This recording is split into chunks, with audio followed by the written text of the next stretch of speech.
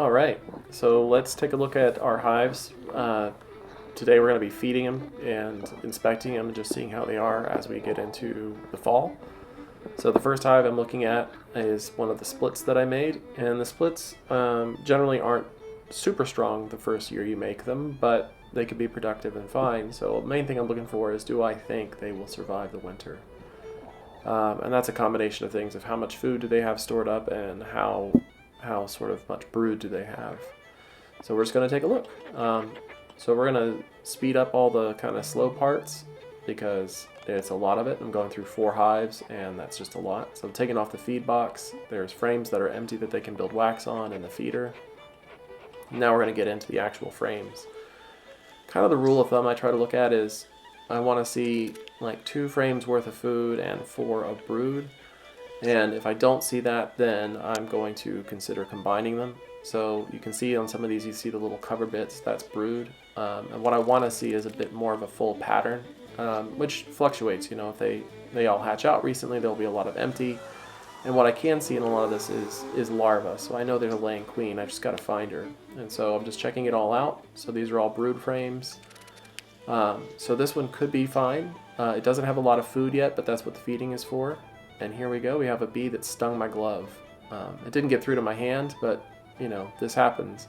So they've ripped out the stinger right there, and there they go. And now I'm pulling the stinger out of my glove, not because it's gonna bother me, but there's, they release a pheromone when they attack like that. And so I'm gonna puff on it, puff some smoke on it, just to remove the scent a little, so other bees don't just say, hey, this glove is a monster, go kill it. And then back to the inspection. So why I've slowed things down here is I'm about to open up a frame that has the queen on it. And so you'll get a chance to see if you can see the queen walking around. It's not all the time that I find the queens, nor that I find evidence that I have a queen, but in this case, I find the queen in 3 out of 4 hives, which is pretty good. So here we are, we're looking at it. And I believe the queen is right over here. So you can tell because she's a little bit fatter, she's a little bit longer, she's a little bit different colored. She's right there on the left side. And yeah, if she's there and I could see evidence that she's laying and all that stuff, then everything's good. I don't have to inspect anything past this point because I've seen the kind of brood, I've seen the food. I know everything's more or less in the condition that I need to make a decision, which right now is going to be keep feeding, and then I'll check back in another week or 2 and see if they filled out a little more, and if they have, then I will winter the hive without combining. One of the other things in the back of my mind is the overall productivity of the hive and the queen's temperament and all that. Here's the 1-to-1 sugar water that I'm pouring into the feeder, and then it's close it back up, shake all the bees off, and hive 1 is done. And then now we can move on to hive 2. So this is the other split. And the way I did my splits going back is I had 2 original hives, and so I split from each of those original hives. So one of them has a queen that is from what I thought was my best queen, and the other one has, well, from the other one. It's been interesting to see how the hives have sort of taken on some slightly different personalities over the summer, and that could be because they requeened or other things. So this hive is one I expect to be more productive, and so you can see that the frames they have, and these are frames I just didn't take, so they're full. This box is actually pretty heavy. It's probably about 20 or 30 pounds with the honey that's left in it. So I'm letting them fill that out, and if I need to, I can take some of those frames and give it to another hive if they don't have many resources. The other thing you might notice is this hive has 10 frames in its brood box, the other one had 9. That's not like something special I'm doing, I just didn't have enough frames when I filled the boxes and I never added them in. There's another bee on my hand. They check out my hand and gloves quite a lot. They don't usually sting, though we did see the one already, but they do wander around my hand. My gloves are, you know, they're all brown and sticky, and that's from wax and propolis and honey that's just deeply embedded inside the gloves, so they check it out quite a lot. So here, oh, this one's cool. You can see all the pollen on the sides, which is really great to see because pollen is like their main protein source. There's not really another way they get it.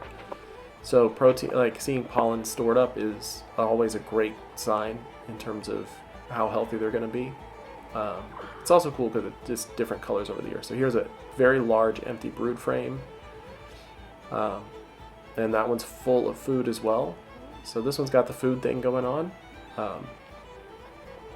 And in general, like, I'm 3 frames deep on this one. I'm sitting here thinking, uh-oh, where's the brood? Do they have a queen? I'm starting to get nervous because a full frame of food, the closer you get to the middle, the more alarming it gets, because the queen typically lays from the middle out. And now we see some capped brood on the left, and I can see in there, and I can see larvae inside. So I know there's a queen. I know she's laying. And here we go. We have a whole bunch of food again on the sides. So we keep looking. There's lots of food they're storing in these places, and these are the middle frames. They should be the most brood heavy, so it's a little alarming, but we just keep looking. You know, some hives have strange personalities where they pack all their brood on one side, and you just keep looking. So here we go, another one, and bam, capped brood. I mean, a lot. Like, this is full of brood. Same on the other side. So my concerns are gone. This has a productive queen that basically filled an entire frame in a day, is kind of what this indicates on both sides. So there's a laying queen. So now we just keep looking for her. We keep checking things out, because I'm still kind of mentally keeping track. 4 frames of brood and food. 4 frames and food. I still have a few weeks before I have to make the final call, but that's kind of what I'm looking for. And it's never going to be perfect, you know.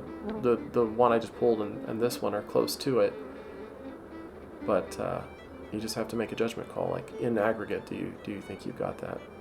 So there's a queen on this one walking around. So we found the queen. I'm going to call it done, because I've seen some brood. I've done all that. There's more bees on my hands, and they're not stinging. They're just checking me out. The absolute last day I will combine hives will be towards the end of the month, so I'm just kind of getting a good feel of where they're headed. The first hive, the one I checked, that's the weakest by far. So if I come back in a week or two and they don't have a lot more food and brood, then they will be combined with a different hive. The one I just checked, they're looking pretty good. That one could, I think, overwinter just fine. It's got food stores, it's got plenty of brood. On to hive 3. This is one of the hives I used to make splits from. And this was the weaker of the 2 that I made. Of the queen preference, this is the one I liked the least at the time. Though it's not a very productive hive, but it's also doesn't throw me any curveballs. It's just sort of just okay all the time. So they have their empty frames that they've had a long time. They haven't done anything with those either. And just by looking in, there's a pretty good amount of bees. So, like I said, they're just sort of okay. So now we're going to take a look and see what all we can find in here. Now this one, because it was one of the original hives, my general expectation is I should see a lot more of the insides filled out, more bees, more brood, more everything, because they didn't have to start from nothing. They basically got to start from a full hive. So we'll see how that shakes out. So you can see here, this is a food frame, completely full of wax. You can see some of the shiny stuff, that's nectar. You can see pollen in there, but that's completely filled out. The other splits sometimes have to make wax on their frame, so it slows them down. Here's another pretty full frame.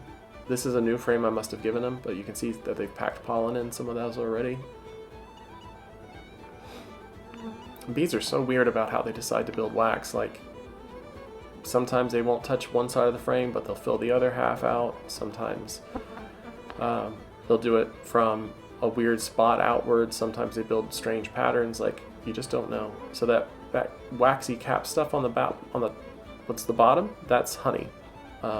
When they have that sort of white capping, that is honey. And I paused right there because they had a really good shot of all the pollen packed on the sides.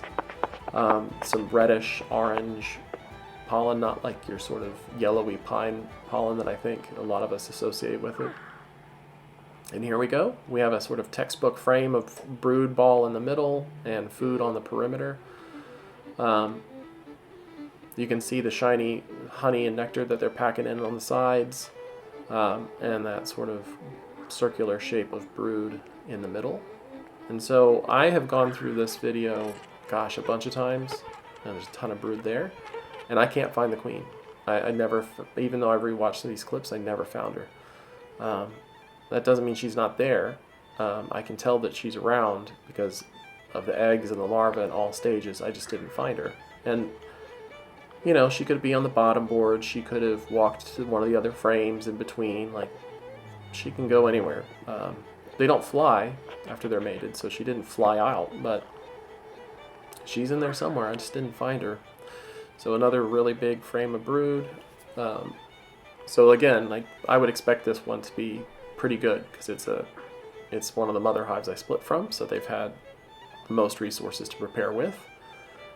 And this is textbook, like food around the edge, big brood in the middle. And these are all qualities people tend to care about or get a little bit fussy about when they think about their queens. Like, do they have good laying patterns? Do they do all that stuff? And wherever the queen is, she seems to be doing a really good job of it. The weird part about this hive is they're always like this. They're just perfect in terms of this kind of stuff, but they're just not productive. They don't produce honey. I don't know why. They produced very, very little compared to the hive that's sitting next to it. Like, for instance, this hive here that looks just fine produced maybe 1 box of honey, and the hive next to it made 3. That's how different it can be. So maybe you'll find the queen if you look at this, but I couldn't do it. It's pretty tricky. And she's probably there right on this frame. I just could not find her.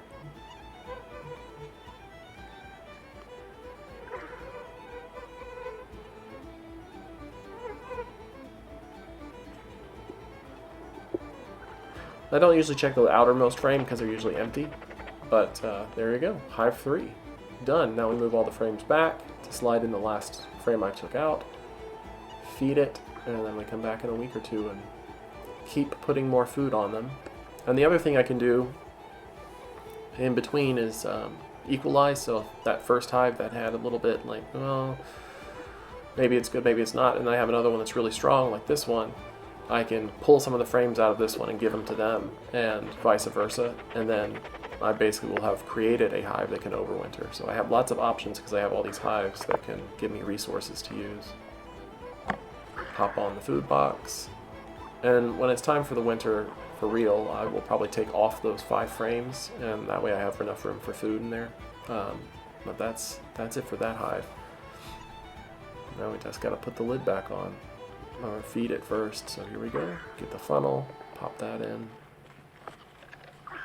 The sugar water. The sugar it's interesting. Like, I buy 20-pound bags from Walmart, and they're about $20, which starts to feel like a lot of money when you start doing this every week, and it takes close to half a bag or more to feed 4 hives. Then you're suddenly like, gosh, y'all are hungry little girls. And they'll empty this hive, those gallon feeders, every single week. All right, now for hive 4, my what was my favorite hive, the most productive hive, and also this whole season, they've been the meanest hive, and I mean vicious. But you can see how many bees there are just in that top, and comparing it to the other one, like, it's just a ton of bees in this one. They're just way more productive. Even this food box. So this hive got brand new frames like everyone else, and it's got capped honey on it. They went from nothing to full wax, filling it and making honey in the past 2.5 weeks, which is insane. So this hive has always been super productive, but past month or two they've been just vicious. So I haven't had a lot of like good times dealing with them because they've just been trying to kill me. But this is the queen that I've wanted to preserve because of how gentle and productive they were, so I don't know what's going on with the mean stuff. But today, they're the most calm hive. They don't seem to be minding at all that I'm going in there and doing this. And normally, I mean, I open the lid and they've fly out and try to get my face. So here you go, you can see a frame they haven't finished the wax on, but they filled it anyway. So again, pretty dang productive. So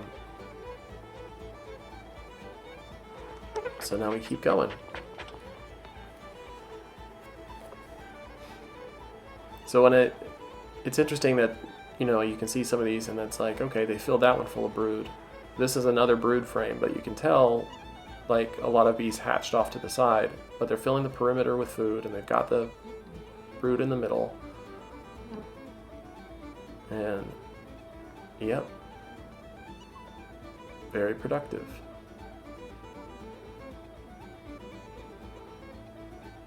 There's the queen. So I've slowed it down here so you can watch her because most queens try to run away really quick. They just try to get back into shadow, but this queen just doesn't seem to care. And you can see how little the bees are moving in general. That's all a sign of them being docile and gentle. But yeah, I was expecting her to walk over the top and hide, but she doesn't. She just comes on back. She's just not bothered at all. Which is really cool, because normally it's really hard to watch a queen do anything because she's trying to hide all the time, but this one's just happy-go-lucky. So some things you can notice is there's always a group of about 5 or 6 bees in a circle facing her, and well, she just pushes straight through them, but the circle just reforms around her all the time. They call that the retinue, or attendant bees, and they basically are there cleaning her, feeding her, taking care of her, all that stuff. Now I think right here she sticks her butt down in a thing and plants an egg. I can't be too sure because the eggs are almost impossible to see, and then, you know, it's also hard to see when you have bees and all this other stuff going on. But yeah, I was hoping just to watch her work, see her lay some eggs, see what she's doing, but there she is. And so now I've got to just very carefully put her back in without, you know, killing her. But there you go, there's the queen. So that's pretty exciting. So the other thing that was interesting, because I saw so many queens, was you can get a sense for their sizes, and they were not all the same size. You know, queens can vary in length and in sort of fatness. And so this queen was big and chunky. And there's all these bees on my hand. It's kind of cool. Like, you can tell they're just checking things out because they go up to each other and talk by, you know, it looks like they kiss, but they're just checking out my hand, and then they go talk to each other, and then they wander around and they talk to each other. So there they go talking, chat chat, and then they go talk to each other again, and they just keep wandering around. They're just sort of having a funny little time walking around on my glove. Yeah, I think they're gonna talk. And this, what they're doing, talk. They're sharing pheromones, which is one of their main ways to communicate. And it's also one of the ways that they know about their queen. And so the queen has a scent, and all the bees that are walking around her walk over her scent. They carry it, and when they talk to the other bees, that spreads the scent. And so the bees feel the presence of the queen by the smell that sort of gets spread around the hive. And requeening hives are forcing them to make a new queen. That's one of the actual factors that forces them to want to make a new queen, is they can't smell her anymore. And so you can kind of trick them into that by making it so the smell can't propagate through a box, and then the other bees think they're queenless, and they'll make a new queen even in the same hive as their original because they can't smell her anymore. Now we're feeding, and we are about done. So there you go. That's full inspections and feeding 4 hives. In the next few weeks I will come back and feed again and make a decision about to combine or equalize. But there you go.